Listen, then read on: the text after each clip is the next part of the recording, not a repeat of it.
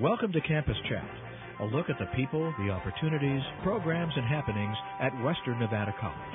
Campus Chat is made possible by the Western Nevada College Foundation. Hello and welcome to Campus Chat. My name is Helaine Jesse, and this is the show about the people and programs of Western Nevada College. Welcome to the 99th episode of Campus Chat. It's hard to believe. Today we're talking about hottest, driest, and lowest. And these are three words to describe a very intriguing wilderness area that is within driving distance of Carson City, approximately 250 miles, and that's Death Valley National Park. And this is the kind of area that is best visited with a knowledgeable guide, and we happen to have that knowledgeable guide with us today, and I'd like to welcome Dr. Chip Carroon. Thank you. Yes, nice to be here. Nice to see you, Chip. And he is a Western Nevada College geology professor. He will be teaching a class this spring on Death Valley National Park. This will be his second year teaching the class. And so it's really nice to have you here. So he's also going to show some great pictures. Chip is a great photographer, phenomenal photographer. And so we're going to be looking at some beautiful pictures of Death Valley in our second segment. So what is it, Chip, about Death Valley that intrigues you so much? Well, I've spent a lot of time in the desert Southwest, and I've come to understand and appreciate that environment. And then with specific regard to Death Valley, I think Death Valley is a good place to view geological features without the obscuring effect of vegetation. And then also, it's a good place for complex and challenging topics of study geologically. And then I guess with regard to taking a class there, I think of the established infrastructure that makes our stay convenient. And then also the climate is mild and enjoyable at times when it might be unpleasantly cool elsewhere. Right. Yeah, that's neat. I think most people, they hear Death Valley and they imagine this really arid, very hot, lifeless, expansive area, and it's certainly, you wouldn't want your car to break down right in the middle of that. But why do they even call it Death Valley? I mean, did people die there? Okay.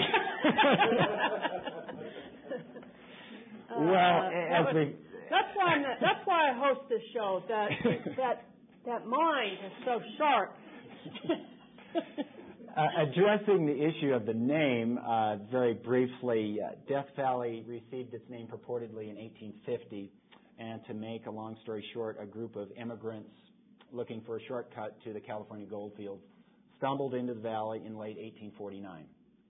And some of them had families and wagons, and they couldn't find a good way out. So two of the group decided to scout a route on foot. So they took off, and after 250 miles of mountains and valleys, they made it to a rancho in the San Fernando Valley, and eventually went back with provisions to rescue the beleaguered group and guide them out. And it was reliably reported that upon leaving, one of the group looked back and said, "Goodbye, Death Valley," because I guess they thought they were going to die. So that's the way.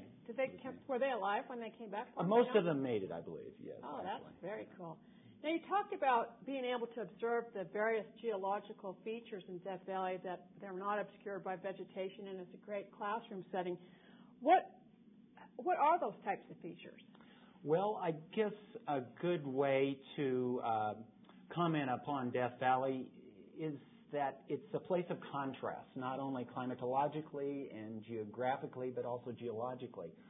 So, as a few examples, we have the abundant evidence that lakes occupied the valley many times during cooling periods of the Pleistocene. And yet now in this very dry climate, we have these sinuous, graphically pleasing sand dunes to entertain us. Yes, that's neat. And rather counterintuitively, we have many springs in the valley. And then, again, commenting on the contrasts of Death Valley, we have some of the very oldest rocks in the Great Basin in close proximity to the very youngest. And then I guess I also think of the complex regional faulting in the area that has led to this pulling apart of the landscape, this extension that has allowed Death Valley to subside below sea level. Yeah, that's so it's really a very neat. geologically active place. I know, I'd love to come with you sometime. I'm reading here that it's 3,000 square miles, and is it 3,000 square miles larger than Yellowstone, or 3,000 square miles? No, it's not that much larger. I think that's the total extent approximately. It's a big park. It's 30 to 40 miles wide, east-west, and more than 100 miles north-south. So you can be driving a long time in Death Valley and still be in the park, and it's kind of unusual in that respect, and spatial extent is a little bit larger than Yellowstone, for example, which is considered a large park. Yes, it is considered a large park. Tell us about the class now. Okay.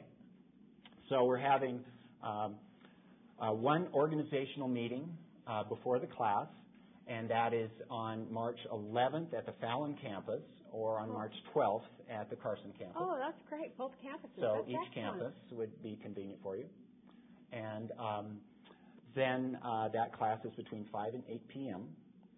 And at the organizational class, we'll have a brief discussion of geology as well as addressing the logistical topics of our trip. Right, like the camping, the food. And then our class itself will be we'll be leaving on Sunday, March 21st, and returning probably on Saturday, March 27th, and Monday through Friday, intervening Monday through Friday will be our actual academic pursuits. Wow, that is great. What a great opportunity. I don't know, basically we're going to use individual vehicles and stay in campgrounds, so one would need to bring car camping equipment or else utilize an RV and bring all the supplies that you need for the week. How do they get I know it's a 2-credit class, geology credits, correct? And then how do they get a hold of you if they're watching the show and they want to sign up?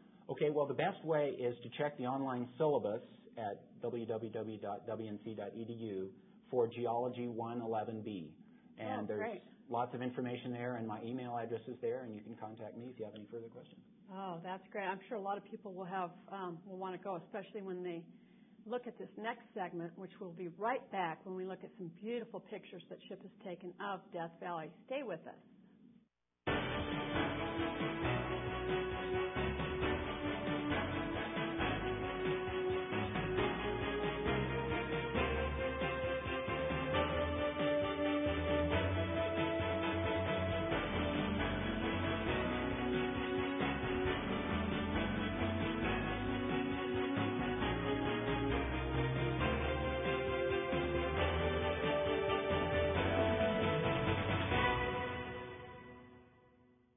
Welcome back to Campus Chat. This is Helaine Jesse. I'm here with Chip Carroon, and he's a geology professor, and we're looking at some beautiful pictures of Death Valley National Park. Chip is teaching a class there March 22nd through 26th, so let's enjoy this. Chip, it's beautiful. Death Valley National Park. Okay, I'll start off with this image panorama shot of sand dunes and desert mountain ranges. And back to Death Valley, here is a view of central Death Valley salt flats from on top of a mountain, the salt-covered playa and surrounding ranges. Here are some polygonal fractures in salt in central Death Valley. Salty brine is brought up by capillary action on the periphery of these contraction polygons, and then the water evaporates, precipitating salt, raising the edges. Okay, here are some salt pinnacles at Devils Golf Course, and I'm going to tell the students if they bring their clubs to bring a lot of golf balls because this is a rough course. Now, a shallow lake covered this area about 2,000 years ago, the last lake, and a 3 to 5 foot thick layer of salt was precipitated as the lake dried up. And here again, salt water is wicked up by capillary action to the tips of the pinnacles, and then it evaporates, precipitating. Is there always this much salt in the ground? Oh, yes. This is almost solid, muddy salt here at the top of the playa. Do you find salt like that everywhere in the country or just certain areas? No, well, in some playas. Some playas. In some playas, yeah. Okay. Wow. All right, here is a view of the Eureka Dunes and Paleozoic sedimentary rocks of the Last Chance Range. This is morning light on part of the Eureka Dune Field, and we're going to start our trip at the Eureka Dunes. Now, it may seem strange to find vegetation on dunes, which you may think to be one of the drier areas of the valley, but actually the dunes store water and the vegetation has deep roots, and it evidently does quite well. How much hiking will you be doing? Well, speaking of hiking here, a couple of crazy people. Wow, that was weird. They're on stilts, exploring the dunes on stilts. Okay, here's another view of one of the fantastic dune fields that we're going to visit on our trip. This is a crescentic transverse dune and ripples. It's in the shape of a crescent, as you can see, at the Mesquite Flat Dune Field. And here are some fossil ripples, perhaps from the edge of a lake that occupied the valley about 5 million years ago. So will you be doing a lot of hiking? We will be doing some hiking, and to access this area, it's on a short hike, but they're not very long. Not very long. Okay, here are some Badlands topography at Zabriskie Point. Now, these are basically ancient lake beds composed of silt and clay, which is relatively impermeable, and when the infrequent rains fall, the water doesn't sink in, it just rapidly runs off, creating these countless gullies. Wow. Okay, here we can see small faults cutting the bedding plains of sandstone and conglomerate. What kind of wildlife is out there? Well, we have a number of different critters, very reclusive, but we might see some on our trip. This is a view of Yuba Hebe Crater, the largest crater in a volcanic field in northern Death Valley. And most of the craters in this area were formed in powerful eruptions when basaltic magma came near the surface, encountered groundwater, and flashed it to steam. And this rapid, catastrophically large increase in volume as water goes to the vapor phase created these explosive pressures that just blasted off the overburden. So it's a formation different than some other volcanic craters you may know. You're right. It's a geological gold mine, isn't it?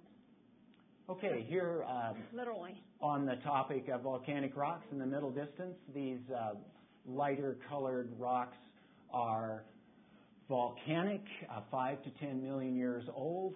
The pink and yellow rocks are tuffs, which are pyroclastic deposits or volcanic ejecta. And this is in Titus Canyon. We're going to make a traverse of Titus Canyon on our trip. This is a vertical pour-off in Quaternary Fanglomerate, Central Death Valley. A fanglomerate is the cementation of gravels from a former alluvial fan. And this is a spring, a true desert oasis. Interesting story here. This spring, along with a couple of others, produce almost 2,000 gallons of water a minute. And it enables the human habitation of Death Valley. And the obvious question is, where does all this water come from and how does it get there? Well, analyses suggest that it comes from Ash Meadows, which is about 25 miles to the east and 1,500 feet higher, and on the other side of the Funeral Mountains. And continuing, the water there supposedly comes from the Nevada test site, a little farther to the east. Oh, wow. Where they did atomic testing. Okay. That's fresh water? Fresh water, yes, very good. So now springs are just the flow of water underground from a higher level to a lower level, and Death Valley is about as low as you can get. So you'd expect to find some springs. And the underflow rate, as we call it, the flow of water through bedrock fractures, around 1 foot a day. It would take 350 years for the water to get there. So the funny question I have is, I'm wondering if radioactive isotopes are going to start showing up in the water from all the atomic bomb blasts in the 50s in another 300 years. Right. Okay. Funny thought, but okay. Here we have a mosaic of different rocks common to the area in a cemented debris flow that's been polished by stream action. This is the 700-million-year-old Noonday dolomite. Dolomite is related to limestone. It formed in a shallow tropical ocean. And of note, 600 or 700 million years ago, Death Valley was near the equator. You're going to have a test at the end of this class of all There is words? a test, but they will have all the information. Okay, good. Okay, here are some even older boulders of muddy limestone, the oldest sedimentary rocks in the area, 1.2 billion years old. Wow. Okay, this is a view of Cambrian limestone from Titus Canyon. The limestone. The gray blocks were evidently fractured during some mountain building event, but they didn't move very far before the interstitial space was filled by calcite precipitating from hot solutions circulating through. And you can see the blocks next to my hand might fit back together. And it does rain in Death Valley at some times. This is a view of a primary and secondary rainbow on the east side of Death Valley. How much annual rainfall? Well, not too much. Only about 2 inches per year on average in Death Valley. Look at that. Occasionally there are downpours. Wow. And this leads actually to the major part of the erosion that we see in Death Valley, creating these interesting erosional and depositional features. And after the storm, we may even see snow in Death Valley. Well, parts of Death Valley National Park anyway. That's nice. So that concludes my slideshow. Oh, Chip, that's beautiful. So if you're looking at these beautiful pictures right now and want to take this class, go to the website, wnc.edu, look up Geology 111B. You'll find an online syllabus and how to contact Dr. Carroon. But you remember these dates. March 11th in Fallon, March 12th in Carson City are the on-site, are the required class prior to the trip, March 22nd through the 26th. Thank you, Chip, so much. Beautiful pictures. You're welcome. Sounds like a great class. Thank you, and we'll be right back with Campus Chat.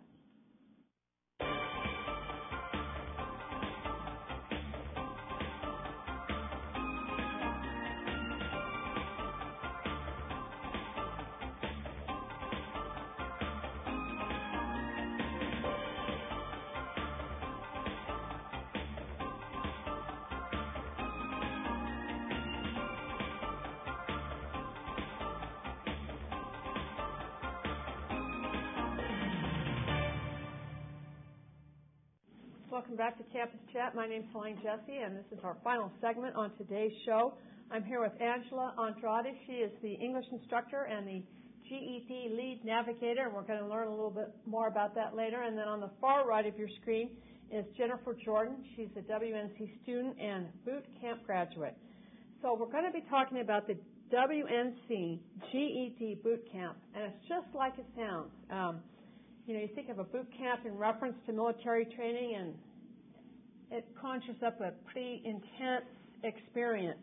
And so this program, the GED Boot Camp, is a very rigorous and rewarding experience. It prepares the recruits for service.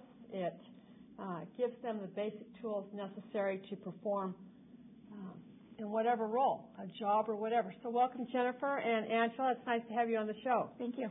So, Angela, what is a GED lead navigator, and how did you come to this position?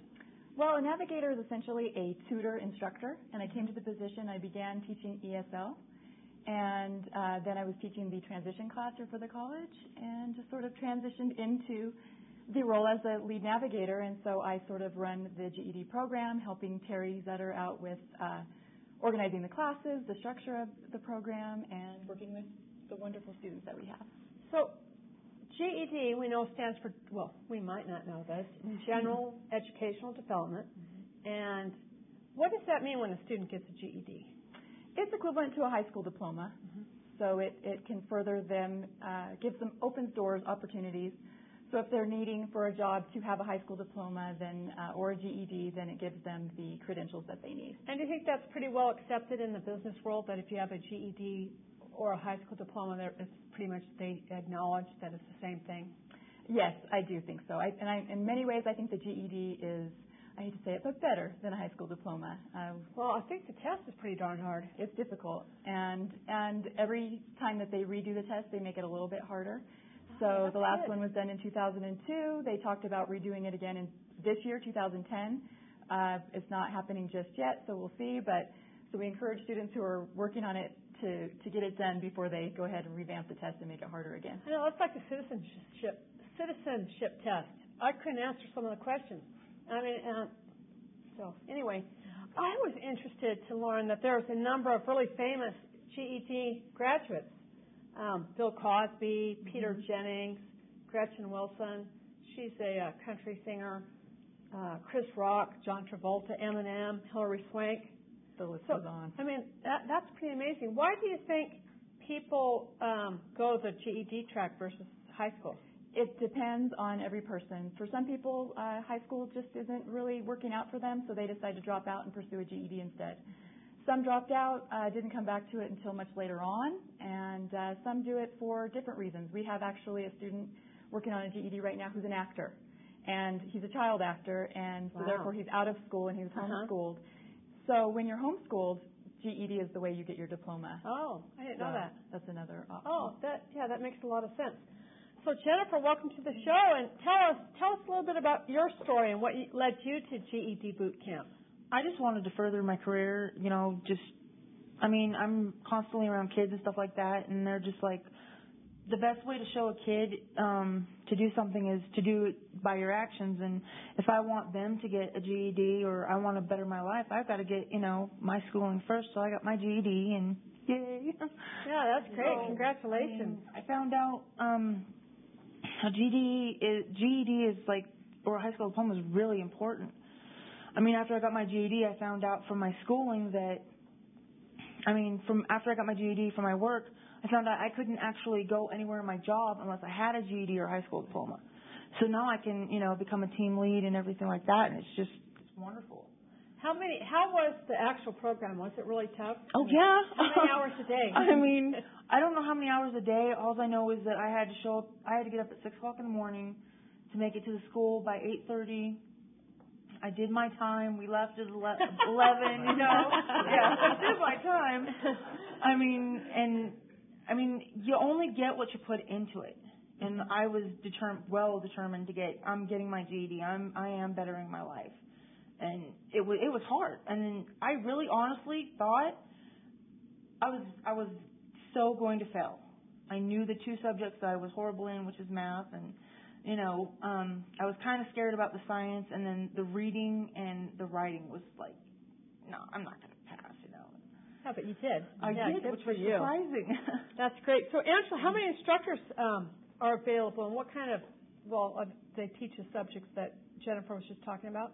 We have, for the boot camp, we have 4 instructors. So we have 2 instructors that teach just the math portion, and then 2 instructors who cover the rest of the test. So the language arts, the reading, the writing, the social studies, and the science. And we have 2 sections of the boot camp, morning and evening sessions of the camp with 2 instructors. And it's 4 days a week for 3.5 hours a day. So it is very intensive. So it is that boot camp mentality that we have so going. It's 12 weeks, too. They come every day. It's 6 weeks. 6 weeks. 6 weeks. And we started out with 4 weeks, then we went to 5, and now we've gone to 6. We've been modifying it each time, getting feedback from the students on what will be better. Wow, so that's pretty amazing that you can cram basically 12 years of education into 6 weeks. Yes. Because basically that's what you're doing, or 4 years of education, because you come in with some skills, right, Jennifer? You know how to read and write, pretty much. Pretty much. I was pretty low. Extremely low. I barely knew add and subtract. I was barely getting into my times table when I got into the program of math. And me to actually pass the math is just, because you have to know algebra, pre-algebra. I'm like, dude, it looks like, radio instructions. But I can't figure that out. So does it make you want to continue on with more schooling, like going to get an associate's degree? Definitely. I never put getting a GED into the picture of my future at all. Now that I have it, I'm like, wow, there's so many doors that are open to me. I'm actually looking into college and, doing the ASL program here, and I'm thinking about, I like kids, I'm really good with kids, so maybe I could look into, child psychology, be a play psychologist. Or the early childhood education program, maybe take some classes there. So there's just so many opportunities when you get a GED. So I want to ask you this question. What was your score? My reading was the one that really, my math and my reading was really the ones that, I was 790 on my reading, which 790 out of what? 800. Yeah, which was, that impressed me. I was like, I can't believe it. I was like, wow, did it really? That's amazing. I think that's great. So what would you tell someone if they're watching this show and they don't have a high school education and they want to get a GED? Oh, do it. The boot camp is pretty hard. But the teachers are awesome. I mean, they work with you. They're more than willing to tutor you. As long as you put in the effort to do the homework and just show up every day and voice your opinions, I mean, because you actually do matter. Yeah. That was the thing. And you don't have that whole high school thing that, I mean, it's just awesome. They work with you. They give you everything you need. I mean, if you need extra tutoring in one thing, they're more than willing to, hey, we'll work around your schedule. That's great. So, Angela, just really quickly, give us the down and dirty about the GED. Okay, so for the boot camp, we have another registration for the next boot camp, which begins February 8th on February 2nd. You would call our office at 445-4451, and our office is in the Bristlecone building here on the Carson campus, Bristlecone room 340. So please come to the registration if you're interested in the boot camp, or you can come and call us anytime if you're interested in regular preparation classes. And these classes are free, and this show will be airing during February, but call that number anyway because there will probably be some other classes showing in March and April. And what a great opportunity. And it's so nice to have you both on the show and for our audience to learn a little bit more. But congratulations, Jennifer. Thank you. And to you too, Angela, and to Terry Sutter for putting together a great program. Thank you so much for watching this edition of Campus Chat. Be sure to be with us next month. It's our 100th show. I'm not sure what we're going to do yet. Okay, thank you. Bye-bye. This has been Campus Chat, a monthly program from Western Nevada College. Campus Chat is made possible by the Western Nevada College Foundation.